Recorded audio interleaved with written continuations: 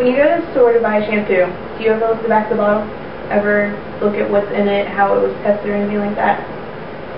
Nope. Well, now more products are becoming where they do not do any more animal testing because it really doesn't give the same effects that you would think they would to the animals they do to humans. PETA is an organization that stands for the People for the Ethical Treatment of Animals. One of our major things is we want to try and stop animal testing and animal cruelty and all the things that go with it. Our goal is to make it so that animals are treated the way they're supposed to with the respect that they deserve. Now there are some major issues that we go over and try to help solve. I'm going to go over two of the major ones, which are animal cruelty, domestic animal cruelty, and animal testing. Now for animal testing, it can be different things, whether it's testing perfume, shampoo, makeup, anything like that. Even now hospitals are using it to test medicine. They'll sit there and take any type of animal and give it a tumor, force it to take a disease that causes them an immense amount of pain to try and use the medicine on them, when in fact the results aren't very clear. They're not very accurate to how it would happen with us. Half the time they get thrown out. Now because of this, over 100 million animals die in animal testing every year. And then domestic animal cruelty is one of the largest cruelties that is in the U.S. You see dogs walking down the street that have scars from dog fighting. You have animals who run and hide at the sight of humans because they've been so verbally abused. One major aspect of animal cruelty is neglection and abandonment. It is the largest factor of animal cruelty in the U.S.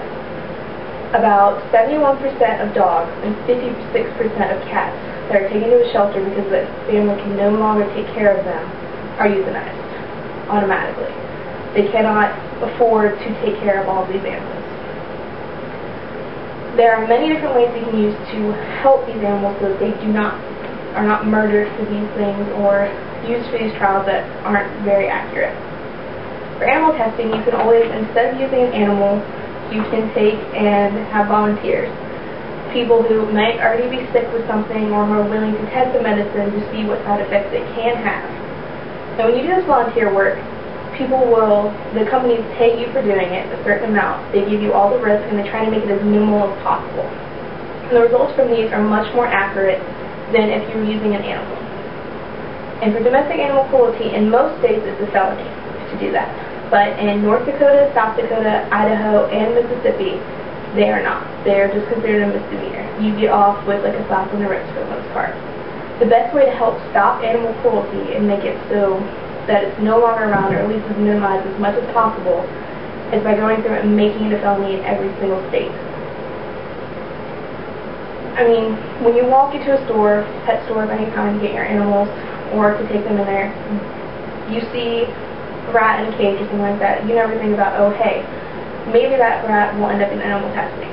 It'll be in a cage about this size with, I don't know, about another 20 or 30 animals in it with it.